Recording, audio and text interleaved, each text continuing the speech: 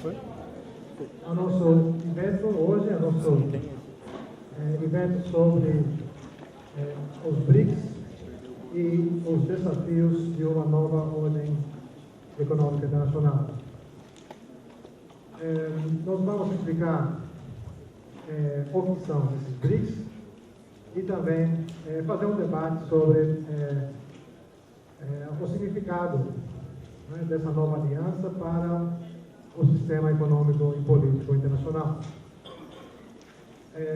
Temos conosco hoje o Dream Team da UFABC, os professores do curso de Economia e de Relações Internacionais, e já convido para a mesa o professor Jorge Romano Schulte, coordenador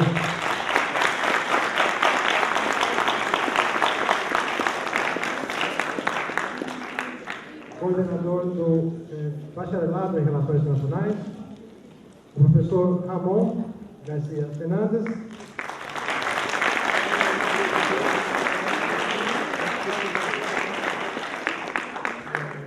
coordenador do curso de Ciências Econômicas,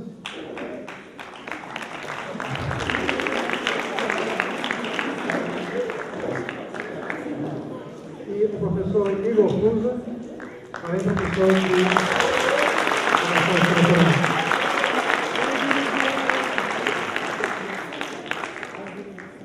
Esse evento hoje é muito especial, está sendo promovido por um conjunto, né, de cursos e programas, junto com o nosso ciclo de palestras, que é promovido pelo nosso grupo de estudos da UBATUM, a Uniafro e a Pró-Reitoria de Extensão da UFABC. Eu queria agradecer a Uniafro e a Pró-Reitoria, especialmente a nossa colega Darlene, pelo apoio que sempre nos deu. Os cursos de Relações Internacionais e Ciências Econômicas estão participando, então, da organização desse evento, como também o programa de pós-graduação em Ciências Humanas e Sociais. Também temos sempre o apoio do Hospital Brasil de Fato, que está sempre aqui fazendo a cobertura. Antes de começarmos, temos dois informes. Um sobre um evento que teremos aqui amanhã, às 15 horas, num dos auditórios aqui ao lado, sobre a bomba atômica explodida sobre Hiroshima uns 70 anos atrás, em 1945. Essa semana é o aniversário, né, do uso da bomba atômica, e amanhã pretendemos passar um filme sobre isso e fazer um debate junto com o Breno Altman, nosso convidado. O segundo informe é do nosso camarada Wellington, da União.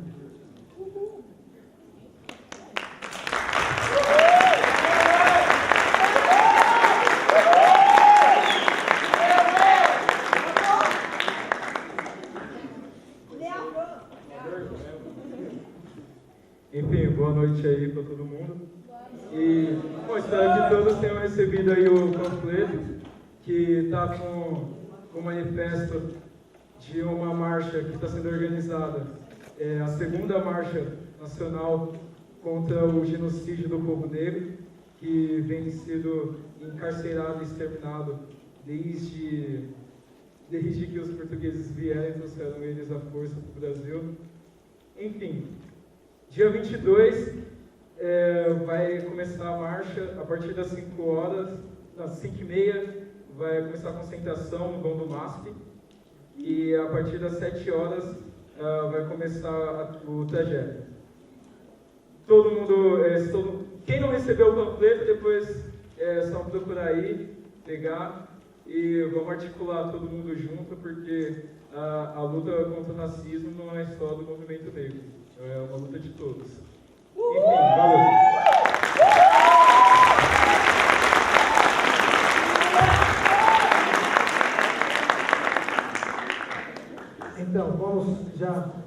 passar a palavra para nossos convidados. O professor Jorge vai dar início ao nosso debate, vai falar sobre o que são esses BRICS e o seu significado. Em seguida, o professor Igor vai explicar as mudanças na estrutura política e econômica internacional e o professor Ramon vai falar sobre as possíveis consequências para outros países do sul do sistema, consequências dessa aliança dos BRICS, o que significa para os demais países do sul e, em particular, a nossa vizinha aqui, a Argentina, que está passando por uma grave crise. Portanto, eu já passo a palavra para o professor Jorge. Boa noite. Bom, primeiro quero mais uma vez parabenizar o professor Pares por essa iniciativa, esse ciclo de debates, trazer o pessoal da Uniafro aqui na Universidade Federal do ABC. Isso é extremamente importante, tem tudo a ver com, enfim, do que representa a Federal do ABC, para que foi criada. Então, também agradecer o convite, poder contribuir aqui no debate. Normalmente eu uso um PowerPoint, mas dessa vez não vou fazer. Tem aqui uma parte da minha apresentação. Esse aqui é um BRIC. Certo? É isso. A gente vai falar disso. Tá? É um tijolo. BRIC significa tijolo. O motivo pela qual essa abreviação pegou é exatamente, acrônimo, né? Exatamente porque BRIC tem esse significado. Agora, o que é um tijolo? Um tijolo, você pode ver como um tijolo para construir algo novo. Certo? A gente criou um tijolo, 2 tijolos, 3 tijolos. Começamos com 4 tijolos, já tem 5, vamos construir algo novo. Isso, eu vou antecipar a conclusão da minha fala. A gente não sabe ainda exatamente o que seria esse novo. Mas eu também posso olhar nesse tijolo de outra forma. Eu estou tirando um tijolo do muro. Qual muro? O muro que protege os privilegiados do mundo. E isso, com certeza, o BRICS já fez. O grupo, o BRICS, vou tentar argumentar isso, que nesse sentido, isso de fato aconteceu. Então, esse muro, que consiste esse muro que separa os privilegiados do mundo, os países ricos, dos países pobres? Primeiro, uma ideologia, ideias que não estão só na cabeça de quem vive no mundo rico, mas também está na cabeça de quem está na academia, nos países do sul, quem está nas elites do sul, que seria que o centro do progresso, de qualquer forma, vem dos países ricos. Se a gente precisa realmente saber como são as coisas, a gente precisa ir numa universidade dos Estados Unidos, a gente precisa ir na FMI em Washington, a gente precisa ir no Banco Mundial de Washington. Então, a ideia de você construir, juntar países do sul para refletir sobre qual o problema da economia, qual a política e quais poderiam ser as soluções, já quebra esse paradigma, quebra essa ideia que, no máximo, a gente pode, a partir do sul, assistir e, no máximo, dialogar com o pensamento do norte, mas jamais ser uma fonte do pensamento novo. Mas o muro, evidentemente, tem estruturas fortes. Eu já mencionei alguns. O Fundo Monetário Internacional e o Banco Mundial. São duas estruturas que foram criadas depois da Segunda Guerra Mundial. E se você olha assim, o que eles representam, em si, a ideia é muito bom. É muito bom. É o Banco Mundial mobilizar dinheiro, a juros baixos para financiar desenvolvimento nos países pobres, o FMI, mobilizar recursos quando tem crise curto prazo. Então, isso parece.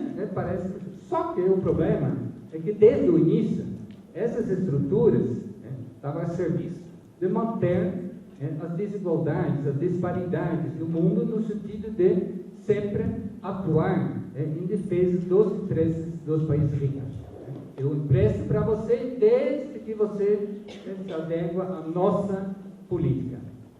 Essa é o tchan, esse é o problema para o Banco Mundial. Não exatamente é a capacidade que eles têm, e têm mesmo, que foram pensados assim lá atrás, mas da forma que isso foi manipulado depois, e principalmente a influência enorme dos Estados Unidos. Não é à toa que a sede do Banco Mundial está em Washington e do lado a sede do FMI.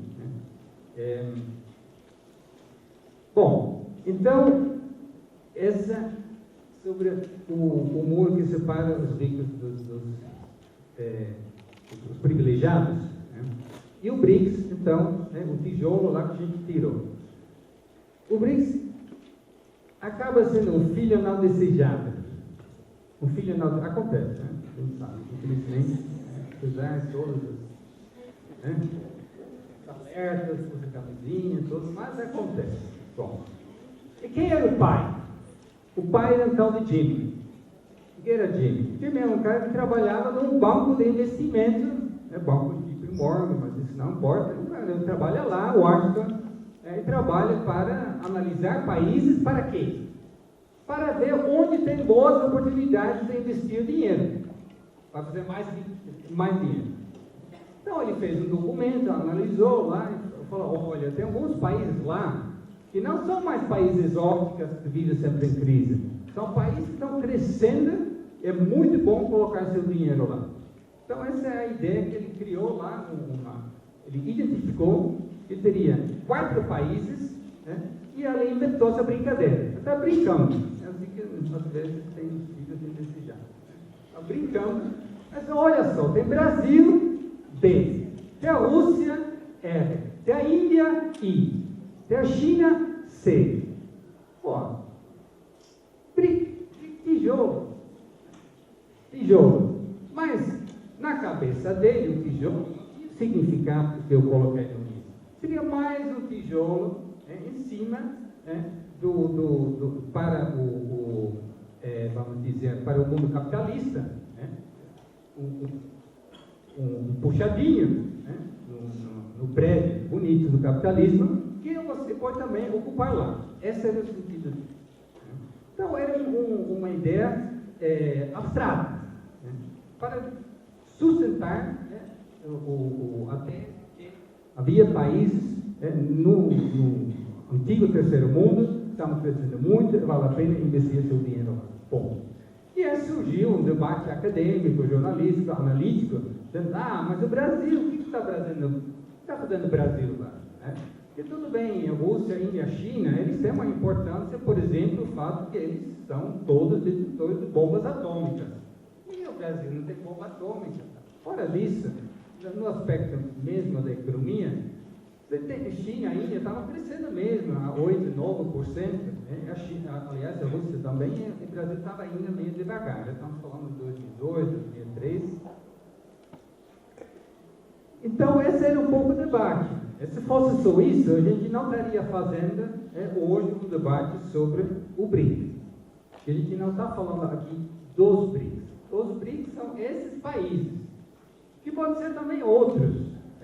Mantém o nome BRICS, BRICS no caso S no plural, e vale também para a Indonésia, vale também para talvez outros países. Então, esse Jimmy, ele brincava com o BRICS, mas jamais imaginava que pudesse nascer uma articulação política que pudesse desafiar exatamente o mundo dele. Então ele foi primeiro a dizer: não, eu não sou pai desse filho, não. Ele não gostava, ele não tem nada a ver esse país se juntar. Então, o que fez o filho nascer? E aí é a crise de 2008. A crise de 2008, que ainda hoje está presente no desemprego alto na Europa, está presente no crescimento baixo no primeiro mundo todo, tem repercussões enormes também aqui nas dificuldades do Brasil de retomar o crescimento. Mas lá naquele momento, 2008, é um momento muito importante.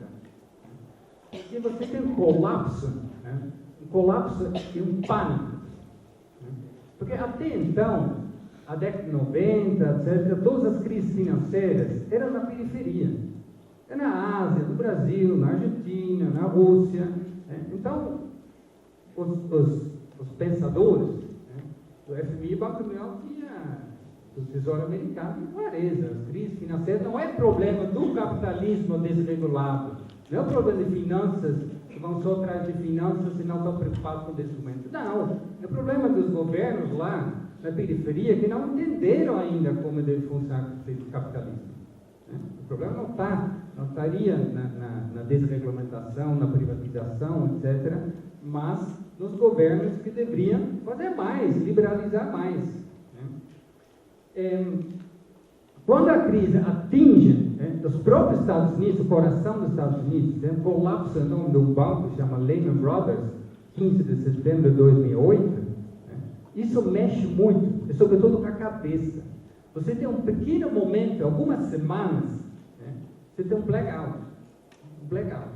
O governo dos Estados Unidos perdeu o controle, né, as elites dos Estados Unidos ficavam com pânico, com medo, né, e naquele momento, muitas coisas aconteceram. Né, muitas coisas aconteceram. Infelizmente, né, não conseguimos aproveitar, né, porque era um momento histórico. E não dá para entender a eleição do Obama sem entender esse momento. Né? As elites perceberam, né, nós precisamos mostrar uma outra cara para o mundo para repactuar, né, a sobrevivência da hegemonia dos Estados Unidos no mundo. Esse era o papel do Obama, por isso que ele foi eleito. Ele foi financiado pelos mesmos bancos, etc., que tinha clareza. Né? O Bush tem que desaparecer. Né? Agora temos que mostrar uma outra cara, senão a gente perde a liderança. Eles estavam em pânico mesmo. Aquelas que sempre achavam que era um país privilegiado, elegido por Deus para liderar o mundo, né? Para ser o símbolo do progresso da democracia, né? com toda a arrogância, né? A arrogância que vem junto com isso, e de repente eles estavam perdidos. Então você tem, coincidentemente, você tem uma reunião dos ministros de Fazenda em Washington, já estava programada, ministros da Fazenda, de 20 países, entre os quais o Brasil. E 2 dias antes do evento, né, o governo dos Estados Unidos pede para os organizadores do evento, que são um país, enfim, naquele momento, coincidentemente, o Brasil estava na organização, né, pede para colocar mais um assento na mesa. Eu disse, não, como assim? Cada país participa com 3 pessoas, o ministro da Fazenda, o vice-ministro, o presidente do Banco Central. Por que mais um assento dos Estados Unidos? Não, por favor, não. 1 hora antes do evento aparece lá a informação que o próprio Bush vai participar. Ele vai descer assim da Casa Branca, porque ele estava perdido. Ele queria ouvir o que os ministros da Fazenda dos outros países estão pensando. Então, um pânico. Vai que a China decide, né, sair do dólar. É o fim dos Estados Unidos, naquele momento. Então, não se sabia até onde ia o problema. Então, naquele momento, os Estados Unidos entendem que o que existia, né, uma articulação, dos presidentes, dos 7 países mais poderosos do mundo, o G7, economicamente, não seria suficiente. E principalmente porque faltava a China. Precisava envolver a China. A China não poderia aproveitar daquele momento, né, para consumir. A China continuava crescendo. Né? A China tinha reservas. A China poderia, de repente, dizer, bom, o problema é de vocês. Né? Então, era muito importante, né, repactuar com a China. Então, eles poderiam ter decidido, bom, vamos, G7, Rússia G8, China G9. Bom, a Rússia não pela sua capacidade econômica, mas pelo fato de ter ainda, né, o segundo maior arsenal de bombas atômicas, e pelo fato de ser um dos ter as maiores reservas de petróleo legais. Então poderia ser G9, mas já que abre, vamos dar esse destaque todo para a China. Então, o discurso desde o início temos que também envolver outros países. Então aí surgiu a ideia de fazer a cúpula do G20. Aqueles 20 ministros da Fazenda que estavam lá já tinham uma articulação, mas era totalmente insignificante. Esse G20 dos ministros, ninguém dava nem notícia no jornal. Mas você precisa saber quem entra, quem não entra. Então, já que tinha um grupo de 20 países, então pronto, esse será o G20. E o Brasil apoiou muito, porque havia uma outra alternativa, uma outra proposta do Banco Mundial, que seria só o G13. E que era esse G13? Cada vez que o G7 se reunia, eles convidavam para um cafezinho depois da reunião 5 países, entre os quais o Brasil. O Lula sempre brincava, lá vamos lá ouvir de novo o que eles decidiram. Porque não era para participar da reunião, é para depois da reunião deles, ouvir as ideias deles. Tinha lá a Índia, tinha a China, tem o Brasil, tem o México. Mas se essa proposta, ou seja, G8 mais 5, seria G13. Mas nessa proposta, a Argentina não faria parte. E esse era um dos motivos principais pelo qual o Brasil defendia muito pelo G20. E assim nasceu o G20. Certo. Entre a segunda reunião do G20 e a terceira reunião do G20, a segunda reunião foi abril de Londres, e a terceira, alguns meses depois, nos Estados Unidos, em Pittsburgh, a Rússia chama primeira reunião do BRICS. Ou seja, todos esses países, Brasil, Índia, China e Rússia, ingressados no G20 e estavam lá participando. Só que o G20 tinha muita cara de os países do centro e os outros. Então surgiu a ideia de, se o Brasil vai lá sozinha, Índia vai lá sozinha, China vai lá sozinha, vamos tentar nos articular antes, porque eles também fazem isso. Cada reunião do G20, o G7, Estados Unidos, Europa, Japão, se encontram, vamos fazer isso, vamos fazer aquilo. Então se fica de bom, vamos nós também fazer isso. E para a Rússia era um momento também de se reafirmar como uma potência. Porque a Rússia tinha, depois do colapso da União Soviética, tinha um desmonte total do Estado, privatizações, impostos de fora, com consequências desastrosas, queda da produção industrial de 50%. Então o Putin ele começa um processo a partir de 2000, um processo de recuperação, de reconstrução da Rússia, e isso tinha impacto. O Putin entendia que também devia isso ser forte e ser visível no campo internacional. Então a Rússia chama, a China ainda está mais ou menos, não sabe se é por aí, mas rapidamente a China entende que isso é a possibilidade de se colocar, de ampliar sua influência, de transformar, de traduzir a sua capacidade econômica em influência política. E o Brasil? Bom, o Brasil não sabia exatamente o que ia acontecer. As discussões, vamos ver o que acontece. E a primeira reunião foi muito engraçada, porque o Brasil, os representantes do Brasil se sentiam assim, estranhos de uma festa de amigos que se conhecem há anos. Foram convidados, mas, sabe, estavam olhando lá, a China, a Rússia, a Índia, têm relações há milhares de anos. Fizeram guerra, fizeram paz, estudam um ao outro, entendeu? Tem fronteiras entre eles. E o Brasil estava lá mais ou menos por fora, E eles também olharam para o Brasil, legal, você veio e tal, e aí, praia, futebol. Mas era assim mesmo, por isso, desde o primeiro momento, o Brasil pensou, não vou ficar aqui sozinho com esses caras, esses elefantes, Aí já surge a ideia, vamos trazer a África do Sul, para fazer os 4 tijolos 5. S, que seria o S do BRICS plural, vai ser o S de South Africa, África do Sul. Completo. Então, é perfeito. Os casos nem são, né? O nome do tijolo. Bom, eu vou agilizar um pouco, porque eu recebi um recado aqui do Vargas. Então, a razão de ser do BRICS, né, era muito uma articulação de posições para as reuniões do G20. Né?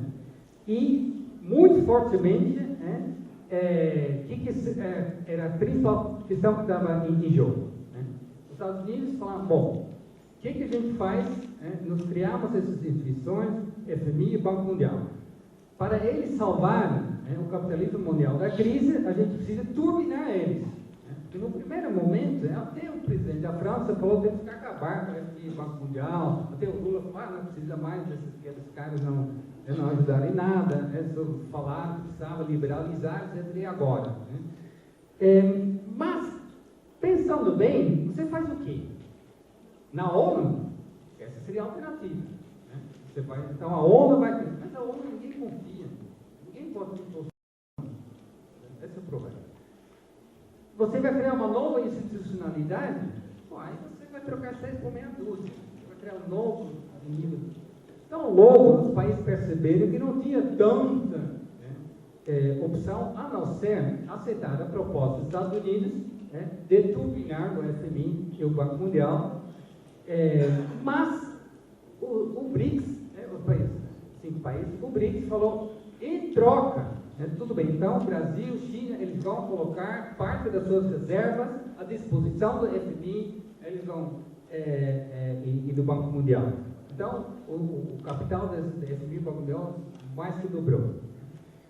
Mas em troca, eles vão democratizar. Nós queremos mais poder de voto, temos mais influência, não pode mais ser que sempre o presidente do Banco Mundial americano, sempre o presidente do FMI europeu, que todos os principais cargos são deles, não pode mais ser assim. Tudo bem, a ideia era essa, e se fechou o acordo em 2010, que de fato o poder dos países do BRICS ia aumentar muito.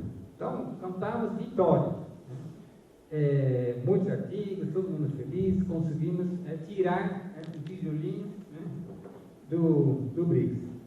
Agora, ao mesmo tempo, essa articulação entre os primeiros 4 e depois 5 países criou uma base para não só falar das questões que estavam em pauta no G20, já estou terminando, mas também de outras questões. Por exemplo, em 2011, o bombardeio da Líbia. Os 5 países, os 4 países fecharam posição.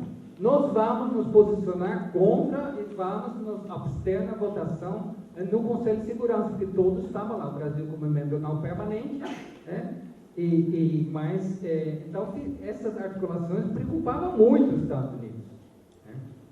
E depois a mesma coisa na Síria. Ou seja, não era mais só que os países, os presidentes, os ministros da Fazenda, não. Os embaixadores desses 5 países, eles conversam agora entre si, vão almoçar quando tem uma votação importante na ONU ou na outra instância, e isso gera uma articulação política fora do controle de quem sempre mandava no mundo. Tanto é que tem um documento oficial da União Europeia que caracteriza o BRICS como algo não desejável, porque ele diz que isso vai criar de novo uma briga entre Sul e Norte, e o mundo é globalizado, tem interdependência. Bom, a questão da África do Sul, eu já vou... mais 5 minutos, já termino. A questão da África do Sul era importante para o Brasil. O Brasil faz a primeira reunião do BRICS, que foi organizada no Brasil, foi em 2010. Agora, em Fortaleza, foi a segunda reunião. Certo? Na reunião de 2010, o Brasil faz um golpe de mestre da diplomacia, porque a China não queria a África do Sul. Isso é muito pequenininho. E o Brasil chama, o Brasil já tinha uma articulação com Índia e África do Sul, chama IBAS. Índia, Brasil, IBAS. Não, Índia, Brasil, África do Sul. África do Sul. Então ele chamou, na mesma data, uma reunião do IBAS. Índia já estava lá, Brasil já estava lá, e veio também o presidente da África do Sul, Zuma. Então ele lá, a China não poderia dizer, não, você não é bem-vindo.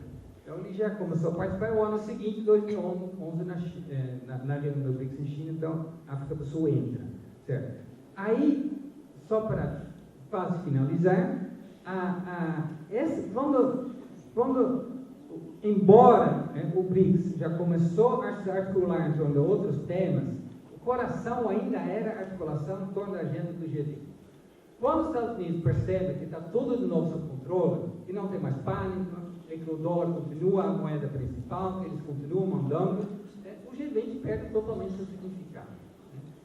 Totalmente não, mas perde a sua centralidade. É como tem agora a reunião do G20, nenhum jornalista mais me liga para saber o que está acontecendo, por exemplo. Então, aí o BRICS também perde um pouco. Então, estava em uma situação, ou o BRICS dá um passo para frente, ou desaparece o seu significado, porque elas são reuniões informais. Então, a reunião aqui no Brasil, 2014, agora, retrasado,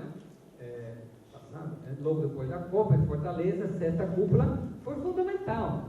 E muita gente no Brasil, a gente sabe quem é, que sempre acha que somos amigos, e que ou a gente se alia com os Estados Unidos, ou não vai dar certo, falando, não, esse BRICS não representa nada, não ajuda, não vai conseguir nada. Então, era importante avançar. Como? Na institucionalização. Criou-se um novo Banco de Desenvolvimento, criou-se um pool de reservas, que são coisas que veio para ficar. Uma clara sinalização para o mundo, não pense que a gente só fez algumas reuniões. É um novo passo, um novo capítulo foi criado, nasceu o mês passado aqui no Brasil com a reunião do BRICS. Então, terminando, o que a gente pode dizer, o BRICS como uma articulação de países que estavam fora do eixo dos países centrais, veio para ficar.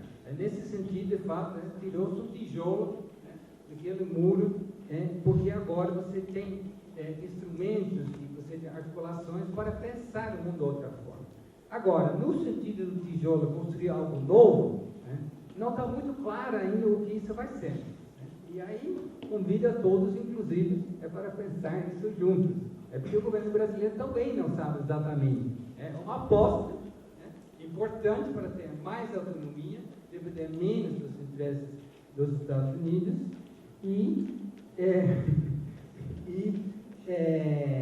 Bom, aí, para ler a frase na declaração final, para vocês terem uma ideia de como esses países estão decididos de se posicionar forte e de forma autônoma. Na declaração no final de Fortaleza, só uma frase.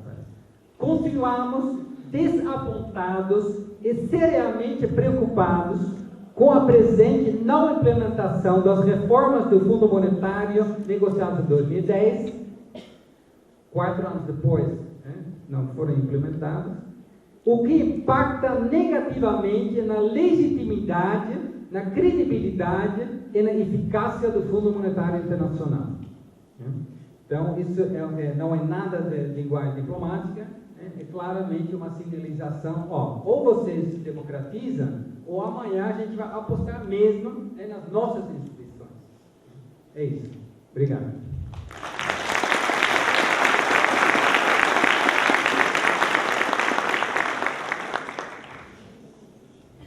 Obrigado, professor Jorge. Vamos passar direto para o professor Igor. Boa noite a todos vocês, boa noite meus colegas aqui da mesa. Eu queria começar a partir da brilhante ideia que o professor Jorge teve de trazer aqui um tijolo para explicar o que é BRIC, e da imagem, que ele, uma imagem muito feliz, que esse tijolo, ele tanto pode ser um tijolo que está se retirando como um tijolo de uma casa uma parede que se está começando a construir. Eu queria abordar aqui um outro lado dessa questão,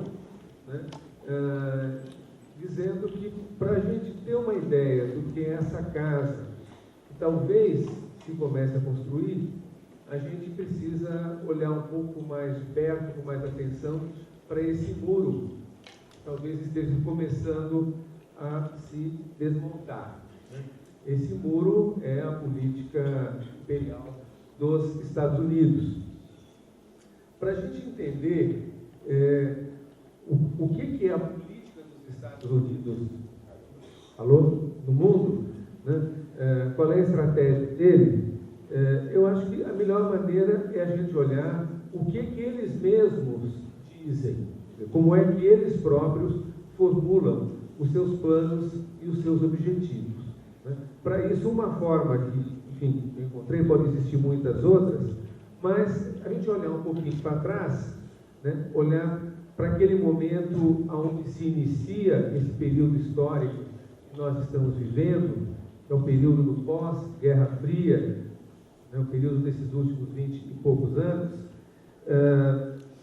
e olhar como que eles se definiram, né, nesse novo mundo que começa com o final da Guerra Fria, né, a dissolução da antiga União Soviética. Justamente naquela época, 1982, o então presidente dos Estados Unidos, o George Bush, o pai dele também seria presidente dos Estados Unidos. Será que não é melhor trocar esse microfone? Eu também aqui. Vermelho que dá mais sorte.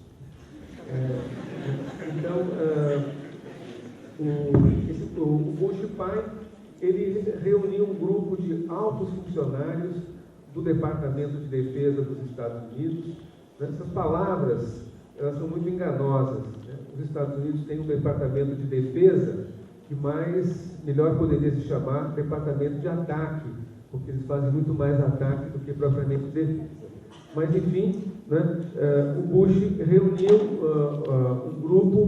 um grupo tarefa, chefiado por um cidadão chamado Paul Wolfowitz, e eles elaboraram um relatório. Esse relatório era para ser secreto, mas talvez alguém lá dentro não gostasse muito do Wolfowitz, ou não tivesse gostado muito do que estava escrito no relatório, e vazou esse documento para a imprensa, acabou saindo publicado no New York Times, gerando uma tremenda confusão, né? O que dizia esse relatório? Que o objetivo principal dos Estados Unidos, a grande prioridade, seria perpetuar aquele momento chamado de momento unipolar que eles viviam após o final da União Soviética. Ou seja, trocando em miúdos, tinha duas superpotências, uma superpotência acabou, né, se retirou de cena, se autodissolveu, só ficou uma, e essa uma, que é os Estados Unidos, com uma posição de poder, de supremacia no mundo incomparável, né? Como nunca houve antes de toda a história da humanidade, uma potência com tanto poder quanto os Estados Unidos reuniam naquele momento, 20 anos atrás. Então, qual que era o objetivo dos Estados Unidos? Perpetuar esse momento. A gente pode comparar, talvez, com momentos que a gente vive na nossa vida individual, quando está tudo tão bom, que a gente quer que aquele momento dure para sempre, que o tempo não passe. Mas o tempo sempre passa, né? As coisas sempre se transformam, sempre mudam, né? Então, para perpetuar esse momento de poder incomparável dos Estados Unidos, era necessário cumprir dois objetivos fundamentais. Primeiro, fazer de tudo, adotar todo tipo de ações possíveis, usar toda a força dos Estados Unidos para impedir o surgimento de uma nova potência que pudesse se tornar um rival dos Estados Unidos, ocupando aquele lugar que até pouco tempo antes, né, pertencia à União Soviética, que já não existia mais. O segundo objetivo, impedir que em qualquer parte do mundo surgisse alguma potência, já não mais uma superpotência, mas uma potência, ainda que modesta, mas que fosse uma potência regional, qualquer região do planeta, capaz de atrapalhar os planos, os projetos dos Estados Unidos. Então, esse duplo objetivo, impedir qualquer tipo de rival, tanto no plano global, quanto também no plano mais específico de regiões do mundo, né, que pudesse atrapalhar ali os Estados Unidos. Esse documento, conforme eu disse, causou muita confusão, houve muitos protestos, governos dentro da Europa não gostaram, etc. O governo americano falou, não, calma lá, gente, isso não é a nossa posição oficial, esse documento é só um rascunho, não liga para isso não, é bobagem e tal. Né? No entanto, né, as ideias que estavam lá não surgiram do nada, foi o grupo do presidente Bush que formou, né? E o que a história desses últimos 20 anos nos mostra é que as diretrizes, a orientação desse documento, ela tem sido implementada totalmente pelos Estados Unidos, seja qual for o presidente que esteja no governo. Bill Clinton, Obama, do Partido Democrata, ou Bush Filho, do Partido Republicano, né, todos têm se comportado de uma forma muito coerente com essas orientações, né, formuladas em 1992. Para atingir esses objetivos, eles têm usado realmente todo o poder, sobretudo o poder militar de que eles são capazes, né, aquela esfera de poder em que eles são mais fortes. Né? Então, a gente olha a história desses 20 anos, tantas guerras que aconteceram para garantir esses objetivos, as guerras da Iugoslávia, que levaram à destruição, né, daquela que poderia ser uma potência regional no leste europeu, né? As guerras do Oriente Médio, a invasão do Iraque, a invasão da Líbia, feita através dos aliados dos Estados Unidos, mas com os Estados Unidos por trás, a invasão do Afeganistão, o respaldo que os Estados Unidos dão à política de Israel, né, o massacre permanente das populações palestinas, né, feito por Israel, as intervenções na América Latina, golpes de Estado. Aí os Estados Unidos cortaram, né?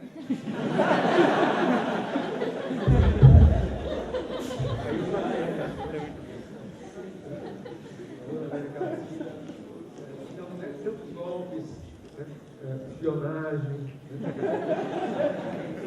golpe no Honduras, golpe no Paraguai, né, bloqueio a Cuba, enfim. Né, todas essas ações tão diferentes, em partes tão distintas do mundo, elas se articulam, né, quer dizer, elas se tornam coerentes se a gente entende qual é o objetivo maior que está por trás disso. Né. E o objetivo é muito claro, é organizar, transformar o mundo, né, impor ao mundo um sistema regido pelos interesses dos Estados Unidos. Né.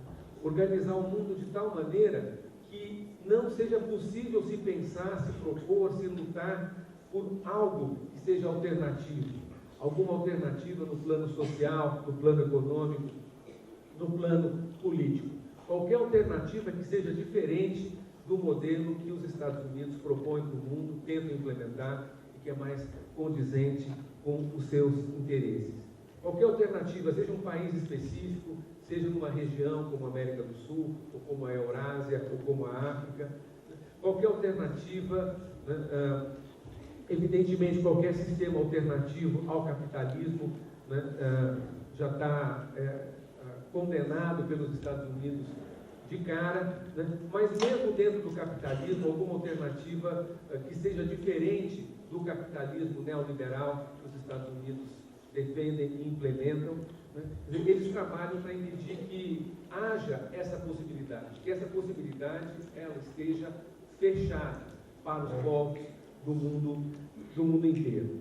Então, uma tentativa de utilizar o planejamento econômico que vai contra o neoliberalismo, né, que é pregado pelo FMI, né, qualquer esforço dos povos de tomar as suas decisões próprias, né, de uma maneira independente, de uma maneira soberana, qualquer política que beneficie os interesses populares e não os interesses dos grandes grupos econômicos que concentram cada vez mais a riqueza do planeta, tudo isso, né, os Estados Unidos pretendem deixar fora de cena, pretendem bloquear qualquer possibilidade, né, de avanços nesse sentido.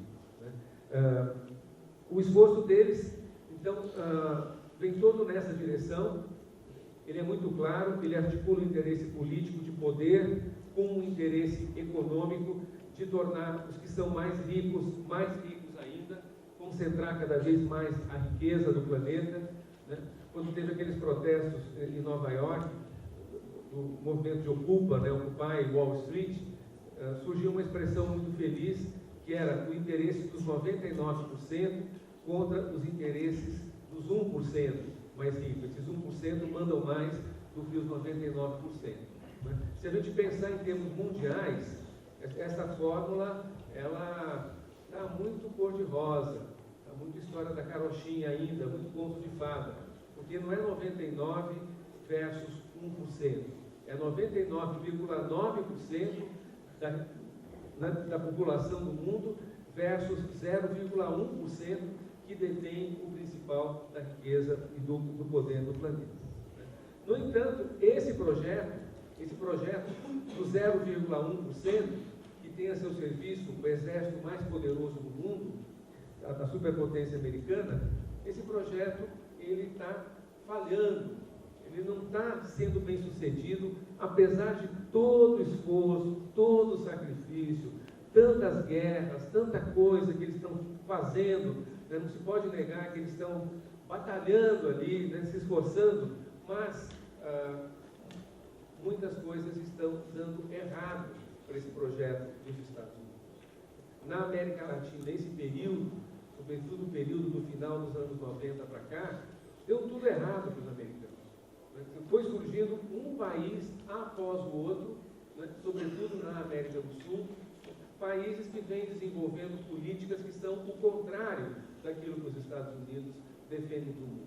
Né? A gente olha alguns países como a Venezuela, como a Bolívia, mudanças profundas, grandes maiorias populares que sempre estiveram fora da possibilidade de exercício do poder político, que nunca mandaram nada, sempre estiveram submetidas a oligarquias, a pequenos grupos econômicos. Esses grupos chegam ao poder e começam a implementar mudanças, que são mudanças muito concretas, que significam acesso à educação, acesso à saúde, melhor comida, né, melhor acesso a transportes, tantas e tantas outras coisas. Né? Universidades novas, né? Lembra aqui o professor Jorge. Né? E esses grupos, esses países, eles se organizam de uma forma autônoma. Então surge aí a Unasul, surge a CELAC, né? Numa esfera latino-americana. Então aquilo que a gente aprendeu na escola, da doutrina Monroe, o continente americano inteiro sendo dominado pela hegemonia dos Estados Unidos, já não vale mais. Doutrina Monroe já não funciona, porque a América Latina funciona sozinha, e sobretudo na América do Sul, cada vez dependendo menos dos Estados Unidos, cada vez prestando menos satisfações àqueles que sempre nos consideraram o quintal dos Estados Unidos, o nosso quintal, our backyard, como eles mesmos dizem, sem a menor cerimônia, quando se referem à América Latina. Mas não é só a América Latina. Né?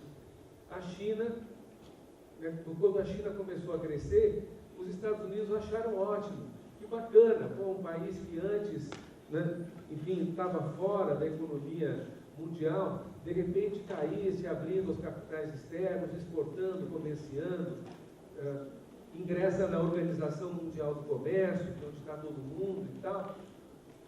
Parecia muito bom, só que a China não ficou nisso. A China foi crescendo, foi crescendo, foi crescendo, foi crescendo e continua crescendo, e ninguém controla os chineses. Né? Hoje a China já desconta, em poucos anos vai ser a maior economia do mundo. Aquele rival que os Estados Unidos estavam tão preocupados, não podemos deixar aparecer, né? De repente né, ganha forma, né? Ganha uma cara, e essa cara tem o olhinho puxado do chinês, né? Fazendo sombra aos Estados Unidos.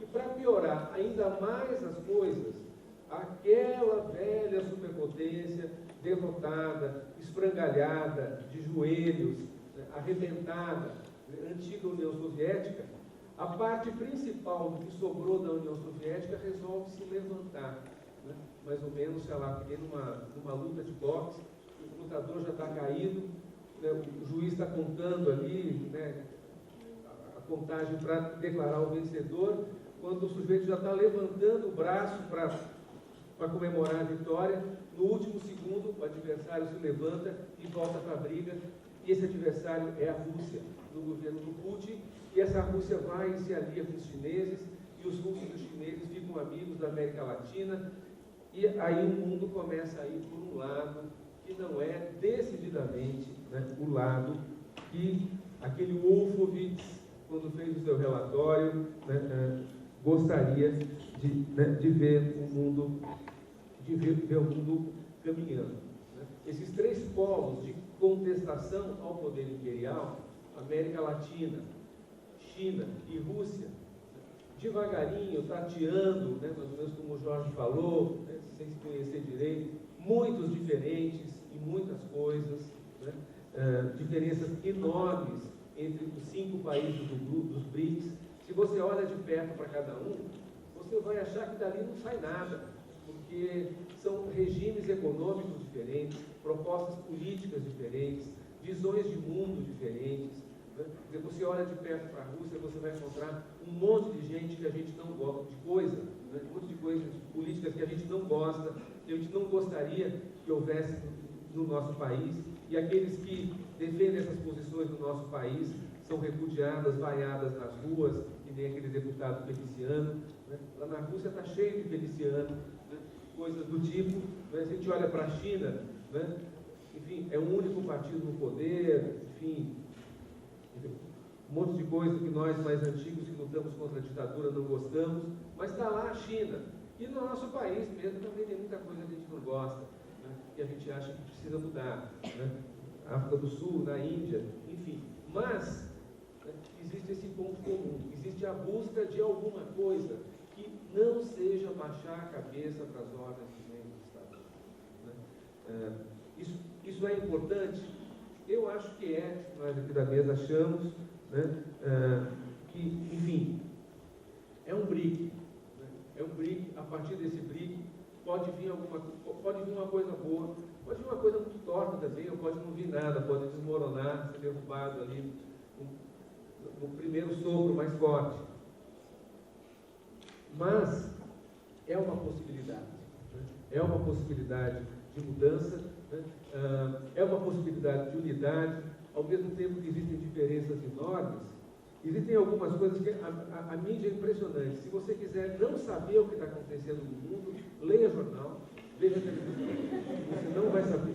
Garantido. Né? Então, as coisas importantes que aconteceram nos BRICS não saíram na imprensa.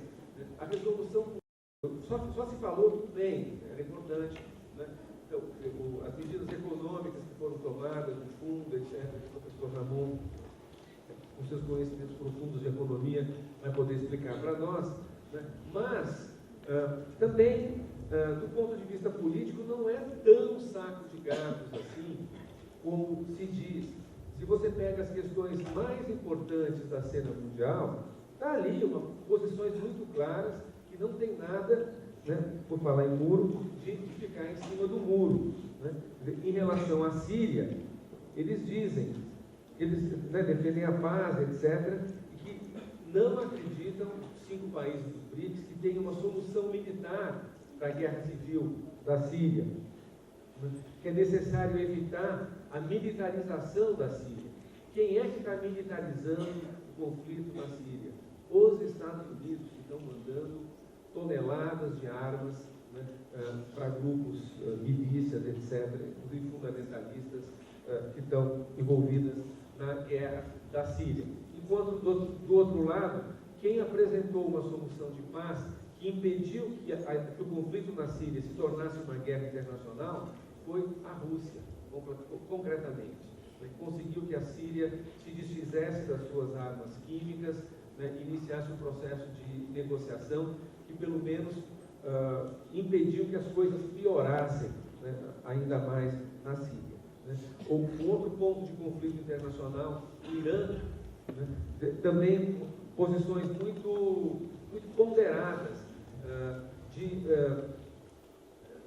negociação, né, de conversações, de diálogo, para impedir o que poderia, talvez ainda possa ser uma nova guerra, mas essa possível nova guerra ficou bem mais distante a partir das negociações que foram propostas por membros dos BRICS e que são defendidas nesse documento de Fortaleza, e que ao mesmo tempo defende um direito que ninguém pode negar, o Irã tem o direito de desenvolver a energia nuclear para finalidades pacíficas, assim como qualquer outro país do mundo. E é justamente isso que os Estados Unidos, Israel e outros estão tentando, né, impedir. Né? E, por falar, né, em Israel,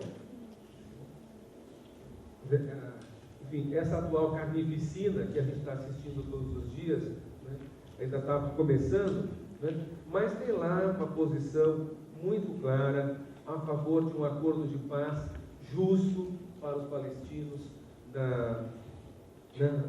no Oriente Médio, né, que garanta um Estado palestino, está escrito, contíguo e economicamente viável, existindo lado a lado em paz com Israel, dentro de fronteiras mutuamente acordadas e reconhecidas internacionalmente, né, com Jerusalém Oriental como sua capital, justamente isso que Israel não quer. Israel tomou a cidade de Jerusalém inteira, que ela é metade árabe, transformou tudo aquilo em Israel e declarou aquilo capital do seu país, e é a única capital possível para um Estado palestino. Está aqui o compromisso com Jerusalém Oriental como capital da Palestina, respeitando Jerusalém Ocidental como capital de Israel. Isso não está aqui em discussão. Né? Contra a ocupação ilegal dos territórios palestinos por Israel, a violação dos direitos, né, da população de lá, e etc. Então, esses são pontos que é importante ser valorizados. Né? A cobertura da mídia procura minimizar, desprezar, desdenhar, né, desses avanços que estão acontecendo, mas eles acontecem.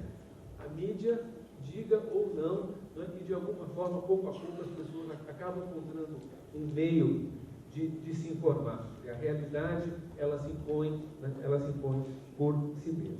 Né?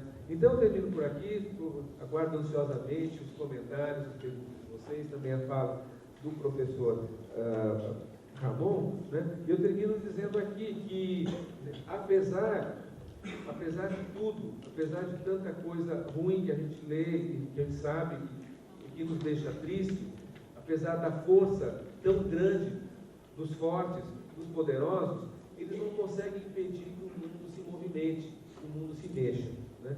E o mundo está se mexendo, né? Aquele mundo fechadinho que os Estados Unidos queria no final da Guerra Fria, um mundo congelado, aquele mundo do fim da história, do qual falava o funcionário americano Francis Fukuyama. Chegamos ao fim da história, acabou, chega de discussão, chega de proposta, é o fim da história, vamos parar por aqui que está muito bom para eles. Né? Esse mundo não está se mostrando viável. O mundo que nós vivemos não é um mundo congelado, não é um mundo fechado, é um mundo cheio de portas que vão se abrindo e que abrem novas oportunidades e que abrem a possibilidade de movimento. É isso. Obrigado, gente.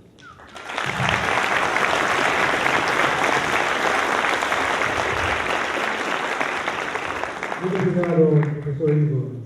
Vamos passar direto ao professor Ramon. Bem, então, em primeiro lugar, boa noite a todo mundo. Fico super feliz de estar aqui na mesa com meus amigos, professores Giorgio e Igor, e com o comandante Paris, amigo de velhas lutas, e também, digamos, a presença aqui de nossos alunos, e especialmente o pessoal da Uniafro, que veio prestigiar esse evento. É uma grande satisfação para a gente. Então, em realidade, eu agradeço o convite, já agradeci para o Paris. Em realidade, eu acho que aqui sou o único cara que não é especialista em relações internacionais nessa mesa, então vou tentar fazer alguma modesta contribuição. Então, como vocês sabem, digamos, uma das coisas básicas em economia internacional é a questão das vantagens comparativas, né? Então, minha vantagem comparativa, qual que pode ser? Falar da Argentina, né? Então, eu precisamente vou puxar um pouco a sardinha para o lado de falar da situação atual da Argentina. Mas então, Mas, em geral, o que eu queria aqui discutir é a importância que esse movimento, essa constituição dos BRICS, pode ter para os outros países do mundo, certo? A Argentina, então, nesse caso, seria um desses países que podem se beneficiar, de alguma maneira, da existência dessa nova entidade. Então, a primeira coisa,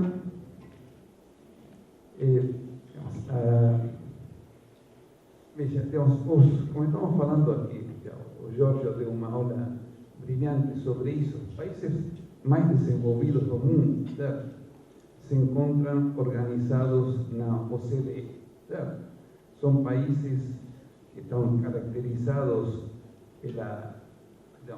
pela democracia política e pela defesa do mercado, certo?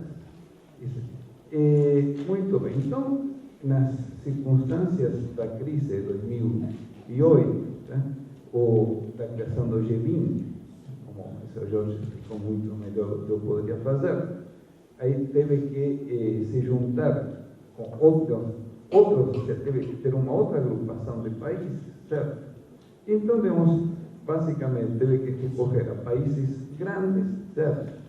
Que não eram parte da OCDE e não pode recorrer também toda a OCDE, com 35 membros, era muita coisa para poder, negociar numa mesma mesa, né?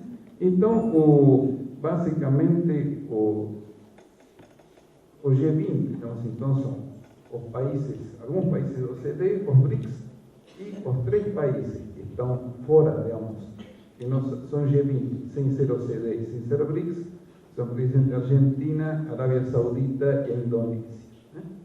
Então, muito bem. Então, a pergunta, veja aqui, interessante que os BRICS, certo, acabou sendo como, já foi comentado, foi, uma denominação posta por outros, certo? Mas que interessante que foi uma denominação que acabou sendo assumida por eles mesmos, certo? Imagine, por exemplo, um nome que também circulou muito, os tigres asiáticos, certo? Faz alguns anos se falava muito dos tigres asiáticos, mas não teve nenhuma, assim, organização política, que se vamos sentar na mesma mesa China, ou Japão, Tailândia, Malásia, Filipinas, Indonésia, Coreia do Sul, obviamente, Singapura, e dizer, então, esses aqui são a articulação política dos tigres asiáticos. Isso aí não foi. E, de repente, o BRICS começa com um comentário de terceiros, certo? Que acaba virando uma união política. Acho que isso é um detalhe muito interessante. Outra coisa, que de alguma maneira os BRICS são países importantes, com uma grande população. Se você for pensar em termos absolutos, os PIB deles são enormes, então, mas de alguma maneira a gente pode pensar que os BRICS são, digamos, a seleção dos excluídos, certo?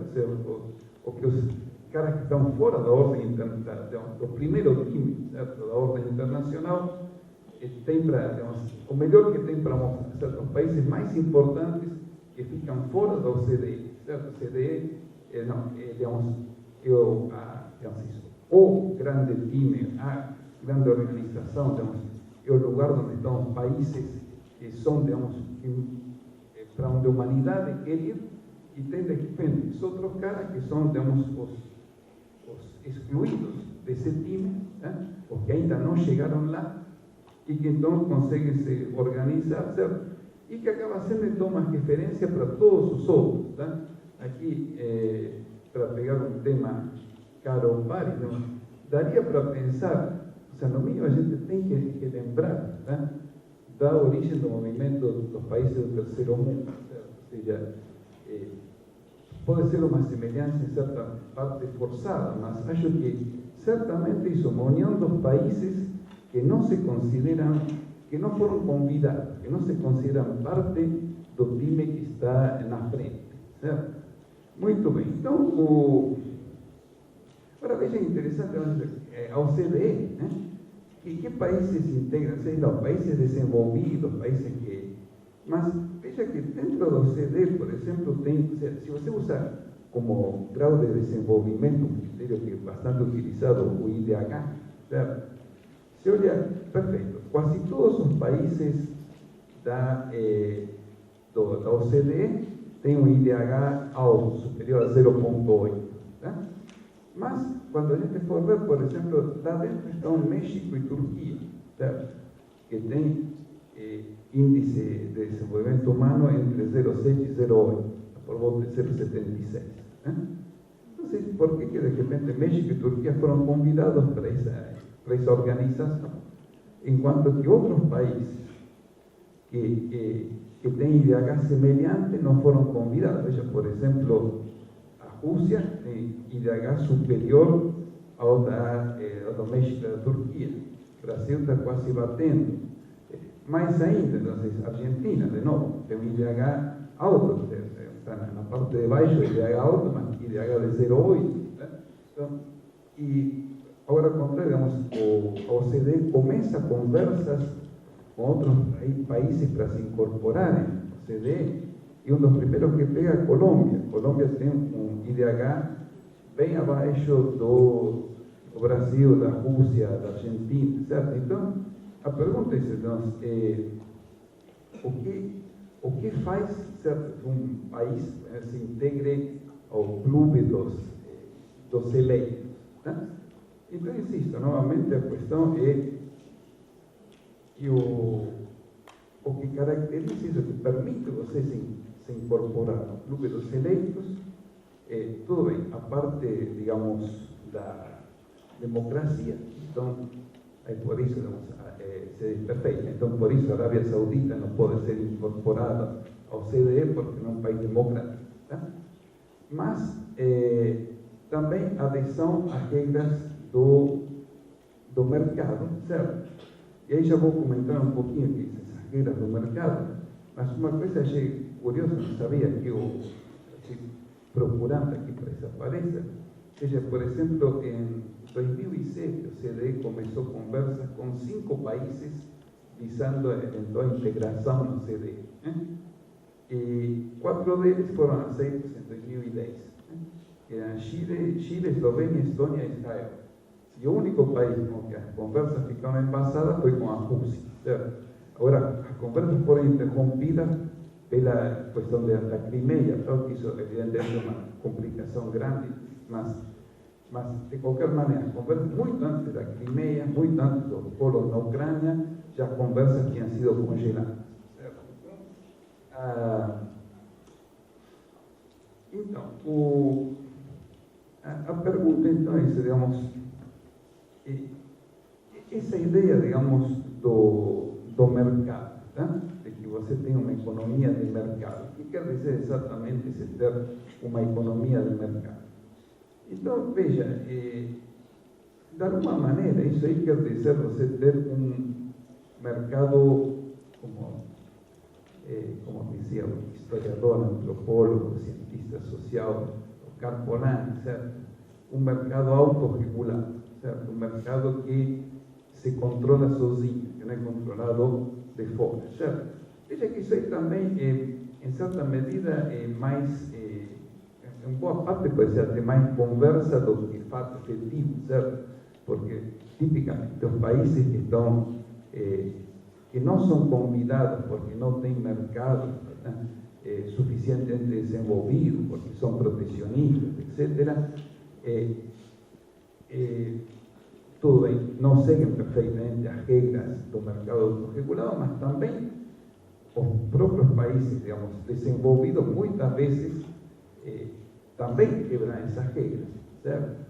E no caso específico, agora estava vendo, depois da crise de 2008, teve uma série de medidas, assim, sempre tem, digamos, os países adotam medidas defensivas, então, isso implica os países que se sentem prejudicados fazem reclamações contra isso na Organização Mundial do Comércio, né?